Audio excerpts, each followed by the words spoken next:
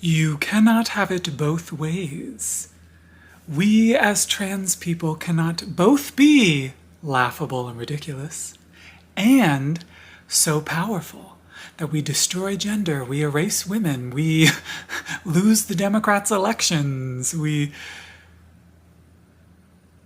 human beings.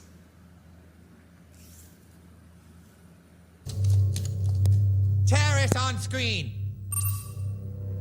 Okay, who blew up Panama Canal? We were angry about Cairo. God damn it, how many times do I have to tell you? You don't use the WMDs until you see the signal. I have worked 10 years on this plan. It is a very precise and a complicated plan. I am sick of you terrorists fucking it up. Now take the weapons where I told you and wait for the goddamn signal this time. Goodbye! Why is everyone so fucking stupid? Why aren't more people intelligent like me? I'm so lonely, so lonely, so lonely and sad, real alone. Thank you.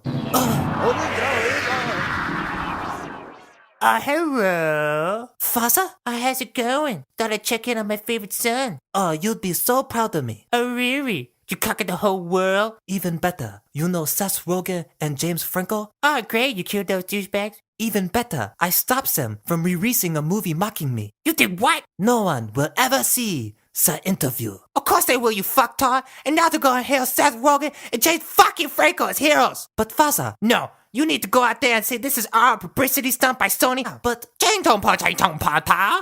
yes, my coconut water, thank you. Moved. North Korea has threatened to annihilate the United States in a missile strike planned for today. A North Korean foreign ministry spokesperson said, quote, should the U.S. dare to show even the slightest sign of attempt to remove our supreme leadership, we will strike a merciless blow at the heart of the U.S. with our powerful nuclear hammer, honed and hardened over time.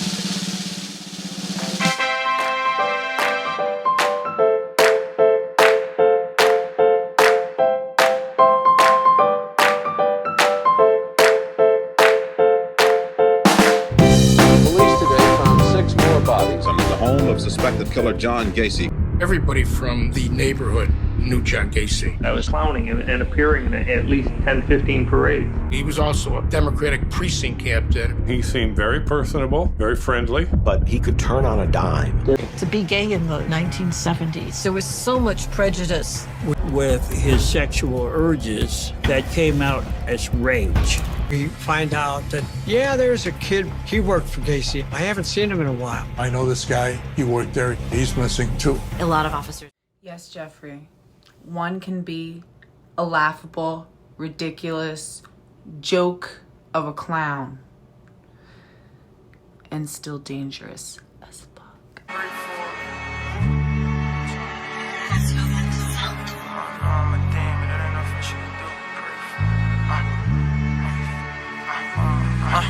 Mama, I know I'm a demon. It ain't nothing she could do but pray for me. I have good news for you. That my videos are for you. I watch different people try to wrap their mind, not try to assume that my videos aren't for them. Even me? Gender critical TERF queen? TERFs are abusive bullies. TERFs are delusional abusers. And then a radical feminist. TERFs are not intelligent people. Trans exclusionary radical feminists. Is the video still for me? It's always a white woman.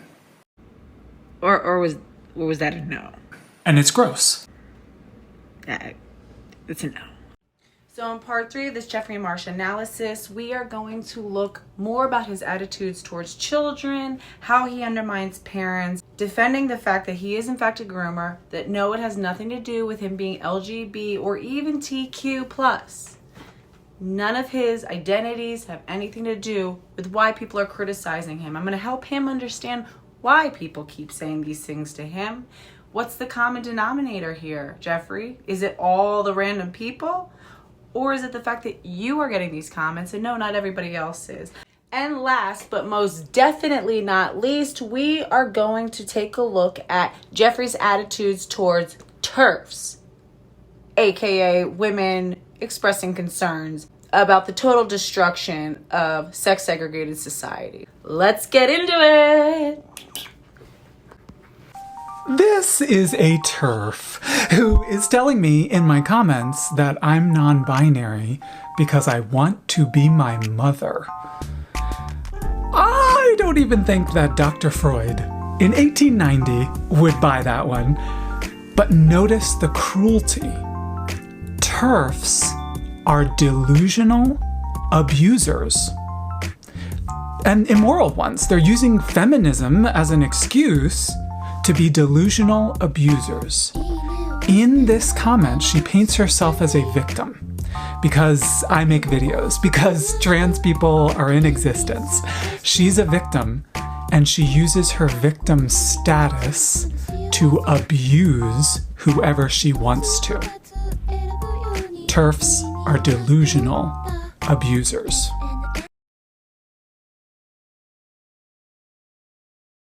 Woman! Oh my god. Hey mama. First of all, everybody go follow Woman. I was like so surprised when I clicked on this video and I noticed that he was talking to a woman who follows me on Instagram and who I follow and who we've been following each other since probably before I even made this channel.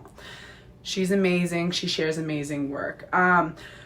What I find so interesting is he doesn't deal with any of the arguments. And this is how you know that when they claim that they get death threats and they get hate and people denying their humanity, this is what they're talking about. They're talking about anybody who critiques or challenges any of the ideas that they're talking about. And any woman who dares poses legitimate arguments for why this gender ideology endangers women, how eroding the identities of women places us in danger, how denying that we have unique vulnerabilities, denying that we have a unique needs in a sexually dimorphic species, they see that as hate. It is a way to shut down the conversation. TERFs are not intelligent people. I carry a lot of childhood trauma, as you know. And, I used to have this obsession, you gotta be nice. But truly, if someone is caught up in this Facebook algorithm world where trans people are replacing women, where trans people are the height of evilness in the world, and they can't do their own simple research on that.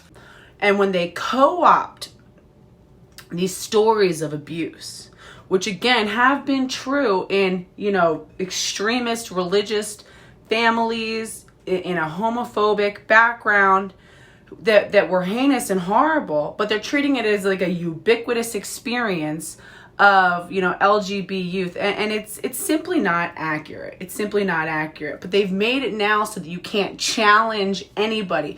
They've made themselves the most protected class. Again, this is a white, upper middle class man in his 40s, a male in his 40s. If you were to get a life insurance plan, you know that a white man, an American white man in his 40s is the most insurable person on the planet. You can get the most amount of money. Why? Because they are seen as having the highest earning potential of any other kind of person.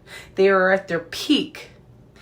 He lives in New York City, one of the most expensive places on the planet to live, one of the most wealthy places to live. He acts as a consultant for New York City on trans, non-binary, LGBTQ plus rights. And really, the TQ is his concern. That is not an intelligent person. And if someone thinks that the best way to push forward women's rights is to treat trans people the way that the patriarchy has traditionally treated women, that's not anywhere close to an intelligent or logical thought.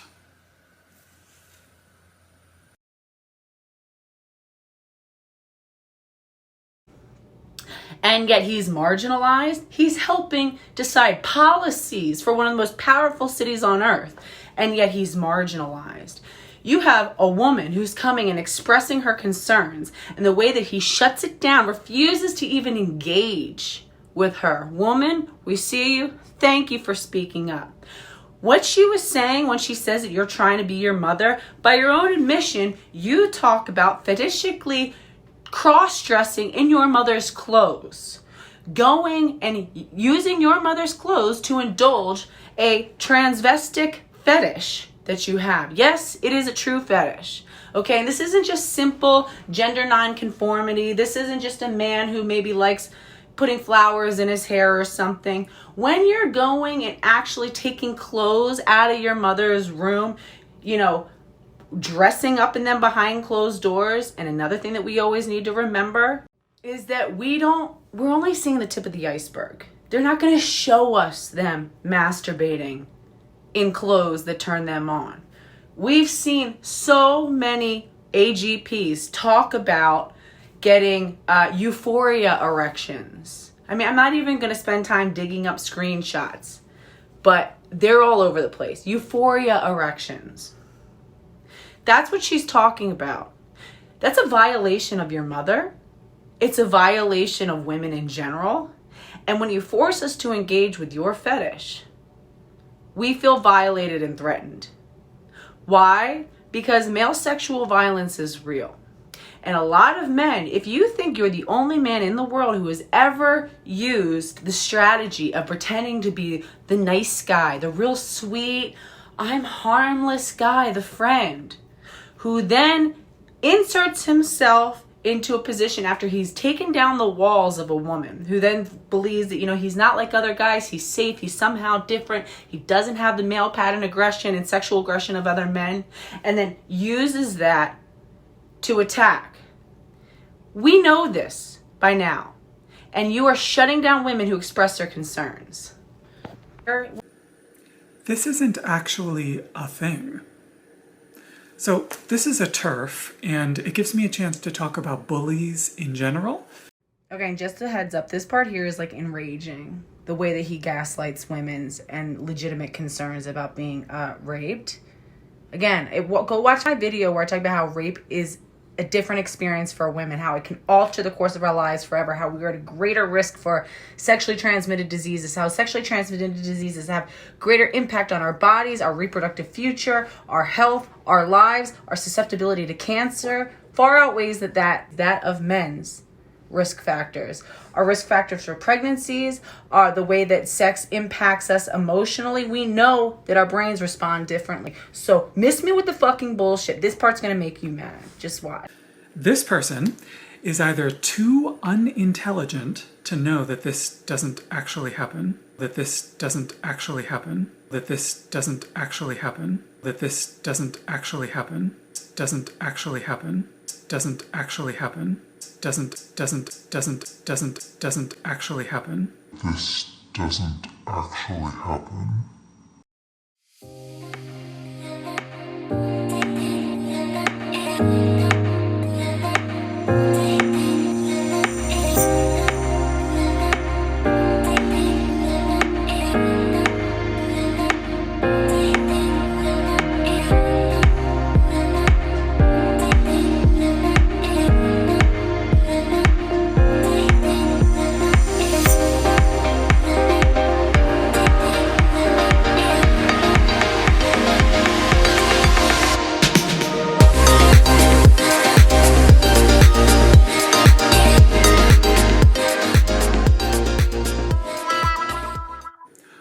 Or is purposefully lying so that they can hook into my childhood trauma and watch a marginalized person suffer. In other words, this is a morally bankrupt person. All TERFs and all bullies are a combination of unintelligent or unwilling to learn and moral failures as human beings. It's time that we call them all out. Well, there you have it, folks. rape survivors are lying, and so are women who express a concern and a fear of being raped by, I don't know, people with penises. They're lying. And immoral ones. They're using feminism as an excuse to be delusional abusers. Morally bankrupt? Projecting much there, Jeffrey? I wonder how much is in your fucking moral bank account. Dog shit thing to say. What is wrong with you? When you really listen to the language of trans ideology and the gender theory, they really have co-opted the language of feminists, of women, of the LGBT movement, and other civil rights movements, even the Black civil rights movement. And it's crazy because they'll literally use racism as some sort of justification. It's so confusing. They're saying that biological essentialism is a racist construct. I mean, they're literally pulling from every single movement that they can possibly grab. It is like the epitome. It's like just a big mishmash and random talking points from all of these different movements. Racism, misogyny, LGBTQ phobia, you're a triple threat. The reason that non-binary people are not like blackface for femininity is because this is genuine. I'm not imitating anything. This is me. It seems incredibly disrespectful to me I clicked on your profile, you're white, for you to throw around blackface as a metaphor. It denies the lived experiences of Black people and what Black people have faced. It's also misogyny because you have a standard for what women should be that you claim I'm mocking. But what happens to the women who don't meet your standard?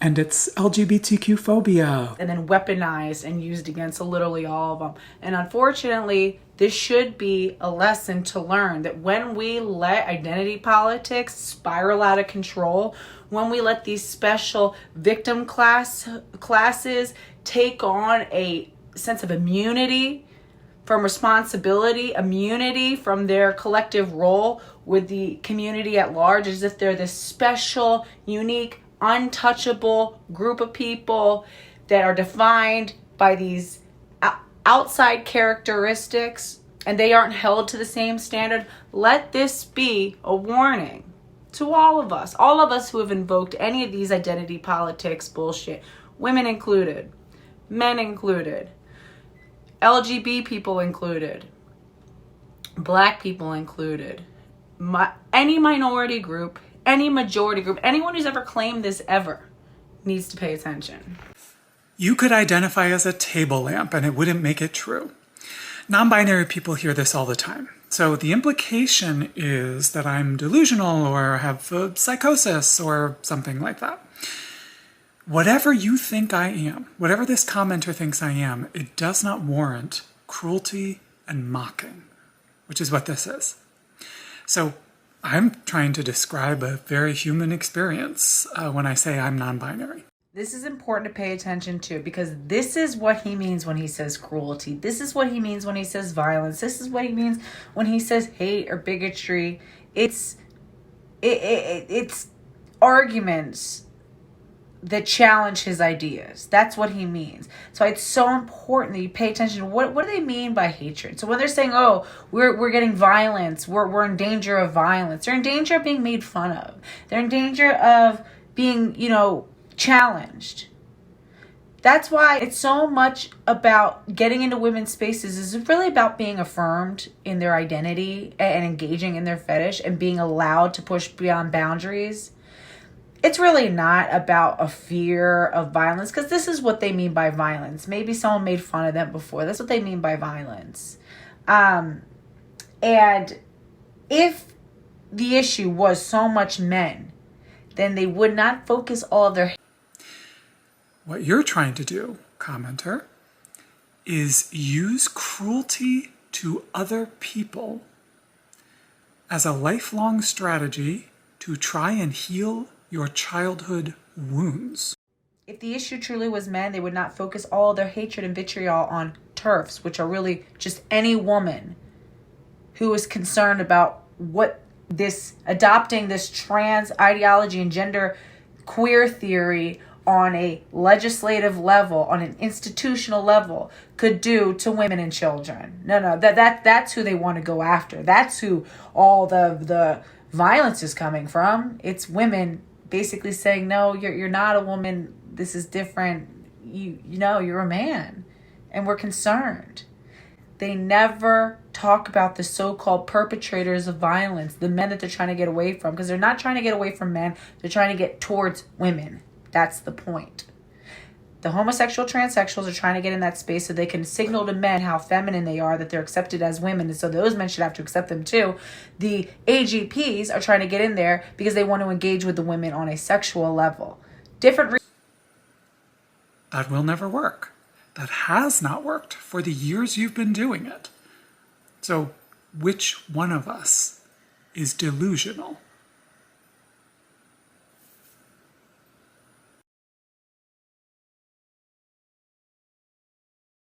Different reasons, both insidious, neither legitimate. You're a bad parent.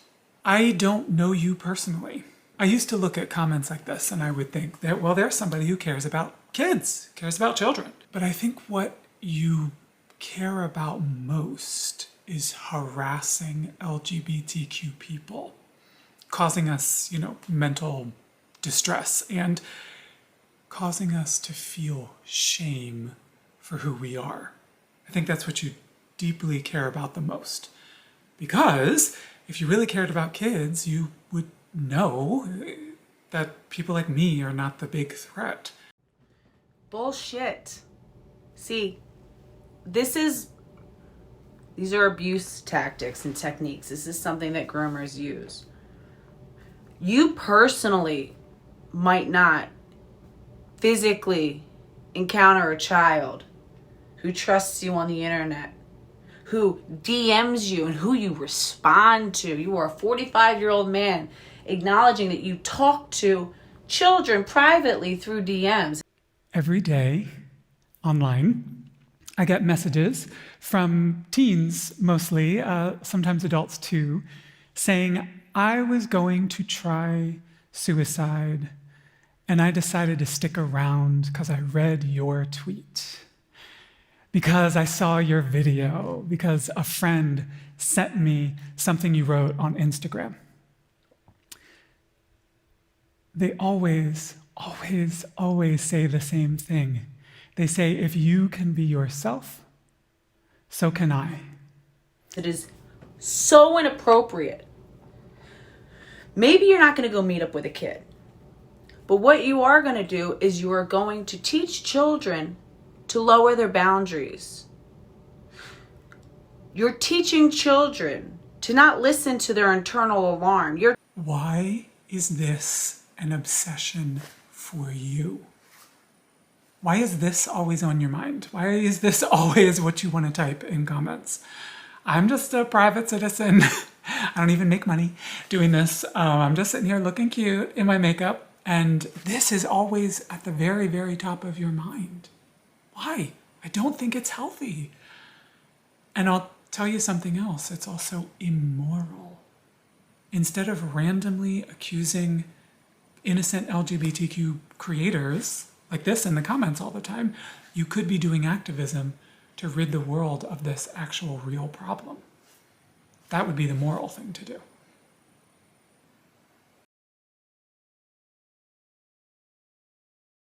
Teaching children and young adults that if they feel any uneasiness about somebody and they question and something just feels off, that they're a bigot and that they need to overcorrect that bigotry, that there's something wrong with them for feeling that way, that they are probably deeply a homophobic or a racist bigot. TERFs are abusive bullies. The movement, they say, is based on ending misogyny, and the method they have chosen to end misogyny is being incredibly cruel and bigoted toward trans people.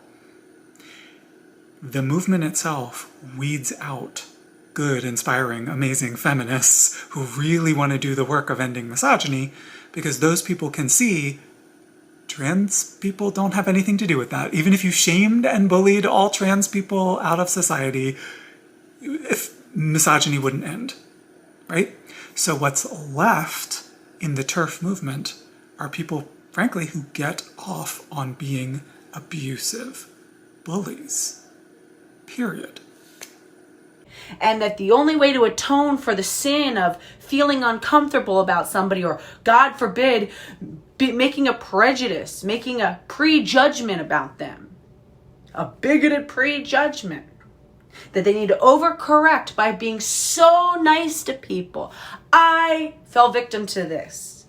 When I was younger, I used to think that I had to prove how open-minded I was, that I had to let in people who I didn't feel comfortable with, that I had to let people cross my boundaries, and I was more likely to let super weird people cross my boundaries because I wanted to show how open-minded I was, how accepting I was. I am non-binary.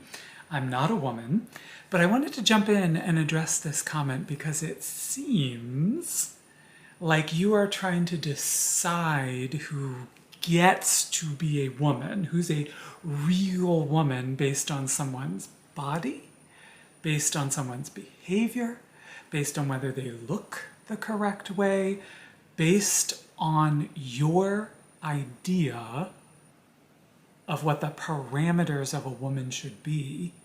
And I'm wondering if any of that feels familiar to how you've been policed for your entire life as a woman. How much that I could, see beyond the typical tropes of what seemed weird. And you know what happened? I got hurt. I was sexually assaulted by men like you. I let my guard down to men like you. When you talk to kids directly, people always say, Jeffrey, it feels like you're talking right to me. And that's because I am. When you respond to them in their DMs. Every day online, I get messages from teens mostly, sometimes adults too. Teaching them a few things. You're teaching them to keep secrets from parents, which is one of the #1 red flags of an abusive adult. I've told my children directly, I said, if an adult ever tells you to not trust me, your parent, to keep a secret from me, and to confide private, personal, deep, emotional information, sexual information about yourself into them, and to keep that secret from me, you need to come directly to me. Any adult telling you to keep a secret from me means that you have absolutely now an obligation to come run and tell me.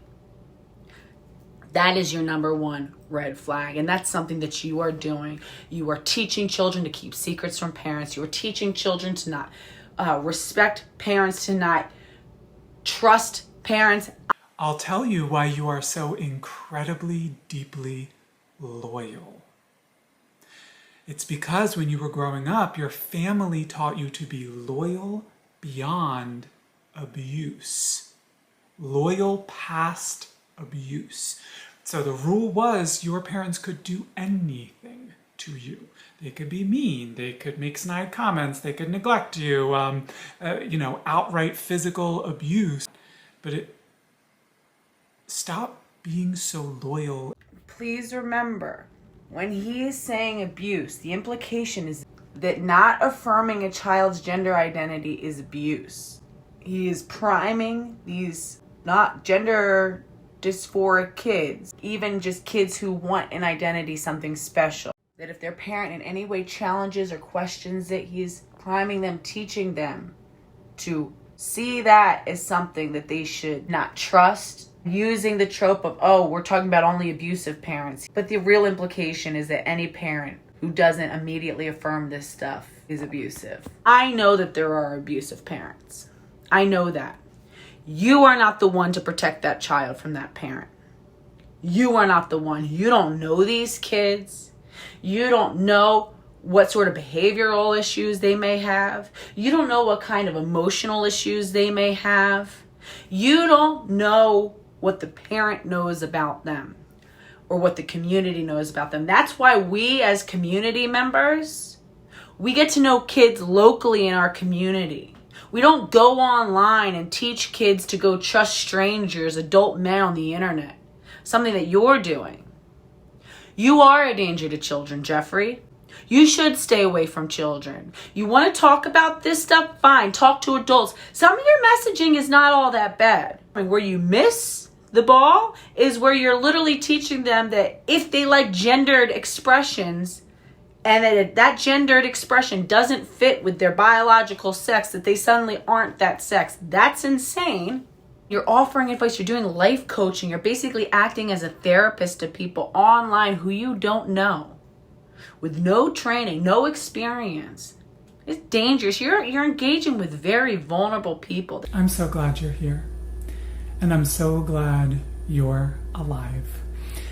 I encourage everybody. So when I work with people coaching one-on-one, I encourage every person I ever encounter to pull every lever of self-compassion you possibly can. Watch my videos. The type of people who are going to the internet looking for support are people who are very, isolated or mentally ill, and you are indulging it. You're capitalizing off of it. Stop it. Statistically speaking, a threat to your kids is not going to come from me.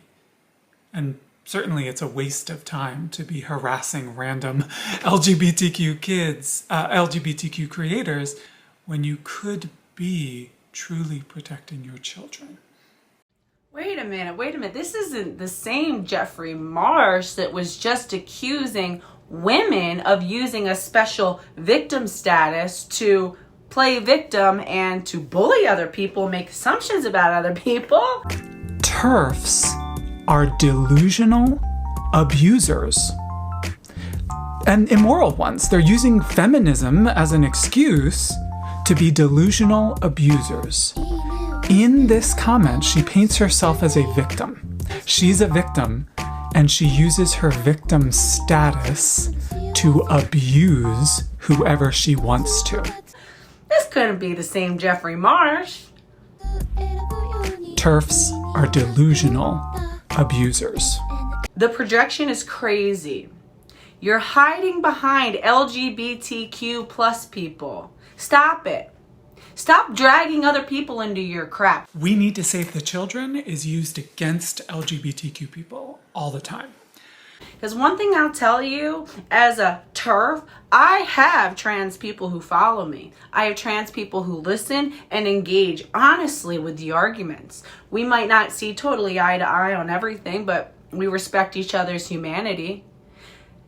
When people, especially women, criticize, and especially parents, criticize gender ideology, no one is denying you your humanity. When are you going to trust the experience and the human dignity of people like me? The fact of the matter is that yes, humans are some of the greatest threats to humans. It's acknowledging your humanity. It's acknowledging the fact that humans are complex and intelligent and have a bunch of different motivations, both explicit motivations, implicit motivations, hidden motivations, and that children are usually at risk from other humans. Guess what? One of the greatest causes of death is other humans. One of the greatest causes of tragedy as a human is other humans. One of the greatest causes of pain and trauma is other humans. You acknowledge that because you talk about it all the time, how as a 45-year-old man, you're still living in your childhood. Okay, so you hate your job because it is almost an exact mirror of your childhood. In so many ways. You're constantly trying to prove your loyalty to people who don't seem to care. You're emotionally taking care of your bosses, even though they should be taking care of themselves. You're fighting every day to prove your worth, to prove that you belong, to prove that you're enough. Hello, younger Jeffrey. It's me, older Jeffrey. I want to let you know that I'm so sorry. I'm sorry you don't have support at school, at home, at church. I'm sorry you get made fun of. I'm sorry it's not fair that you get beat up almost every day at school. It's not fair that teachers make fun of you in front of everybody. There's also likely a golden employee that's not you, who can get away with all kinds of things, but you can't get away with them. Like a sibling, you're repeating that childhood pattern, and I think it might be time to stop surviving your childhood in perpetuity. One of the greatest things in life is overcoming our challenges, is overcoming our weaknesses, is understanding our flaws and pushing ourselves through them. It's the reason why everybody gets a prize is so actually demoralizing. It does the opposite of what it's supposed to do. Because when you get a prize that you know you haven't earned, it doesn't make you feel, it creates a deep sense of frustration of, when you lose and when you try and you fail, but then you get back up and you keep pushing, keep foraging on, keep strategizing, you draw from inside of yourself and you do something that you didn't think was possible and you accomplish something that you failed at so many times. One of the greatest sources of joy, of happiness, of true happiness, not just the superficial. You're wonderful. I really do love you. I'm not playing a character here. Someone telling you some hollow, empty compliment. One of the true sources of joy is overcoming yourself, is overcoming true obstacles, is refusing to give up, is doing something and succeeding at something that you didn't think you had it in yourself. But you pushed forward anyway, and you proved that you can do hard things. We can do hard things. That's powerful. Bailing children out, bailing people out, handing them the prize that they didn't really earn, giving them the compliment that they didn't really earn. People know that and they feel that. And it doesn't make them feel better about themselves. It makes them feel pathetic. It makes them feel like incapable. Like they're just, That's why so many rich kids are so fundamentally unhappy. When you grew up wealthy, and you had parents who were busy and who supplemented true love and investment with money and just handing you things, it doesn't really foster a sense of I can do things. It fosters a sense of dependency, fosters a sense of ineptness. You're encouraging people to be inept. You're encouraging people to not push forward, try harder, strive. We can acknowledge the fundamental worth and dignity of every human being while also saying you can do hard things and we're not going to give you a prize until you've earned it, until you've won it, until you've pushed for it. That is happiness. Now it's sort of a mark of pride. And we're quickly running out of time, but for parents maybe watching this morning, have a child in their home that they maybe don't know, what advice do you give to people? In the book, there's a section for parents and for educators specifically. Listen, talk to them, treat them as you would treat a peer. Find out what they have to say. Book is called The Constant Contradictions. He was literally just saying how adults should not treat children like adults, which is accurate. But when you were a kid and you were acting very mature for your age, you weren't acting mature. You weren't acting like an adult. You were just pretending you don't have needs, which is not what maturity is. That is not what being an adult is. It's what some people think being an adult is because they have childhood trauma. Then he's saying to let kids run the show. Kids should be in charge. Kids should be making decisions. Let me say something as a mother, okay? Let me make this clear. As a mother, hold on. You should, as a mother, okay? Listen up. Do not ever treat your children like a peer. Children do not need you to be their friend. Children need you to be the buffer between them and the world. Well, I'll tell you what toxic / abusive parents do. They act as a gatekeeper for their child, meaning the parent decides who's good, who's bad, who we like, who's one of us, who's not one of us. It's screwed up. You didn't deserve that. Children need you to be the illuminator for paths and the illuminator for snares in that path. To illuminate clear paths and also illuminate snarled paths so they can see what's ahead of them and they can avoid getting ensnared in traps that will cause them pain, that will prevent them from getting where they want to go. Children need you to be the boundary between them and the world until they are intelligent enough and experienced enough and developed enough to set that boundary for themselves. Children need you to supply them with blueprints of how to be and achieve and reach their highest level of self. Children need you to gatekeep the world. Fuck what this guy is saying. Children need you to not be their friend. They need you to be their parent. You need to do the hard thing. Sometimes that means not being their friend. Sometimes that means being the bad guy. But you do it out of love. One of the scariest things in the world for a child is to have no boundaries or to push against a boundary and realize that it's a false boundary because it gives almost immediately. It sends the message to the child that nobody has got you in this world, that you are on your own to set your own boundary. And if they keep pushing, they go further and further and further, they realize they can't trust you to be firm when there's real danger. They can't trust you to protect them when there's real danger. They can't trust that you will know even when they don't know, because they know deep down inherently that they don't know enough about the world to know what's dangerous. They know inherently that there's so much out there once they start to get a glimpse of it. It is a scary feeling for a child. When a child knows that the boundaries are firm, they know where to go, that brings a sense of peace, of ease, knowing that no matter what, I've got people who understand this world better than I do, who have been here longer than I have, who have cultivated more strategies than I have, who have laid down a boundary that is open enough, wide open enough for me to explore, that will slowly begin to give as is appropriate and as I grow and as I attain the skills needed to venture further out, but that will hold the line.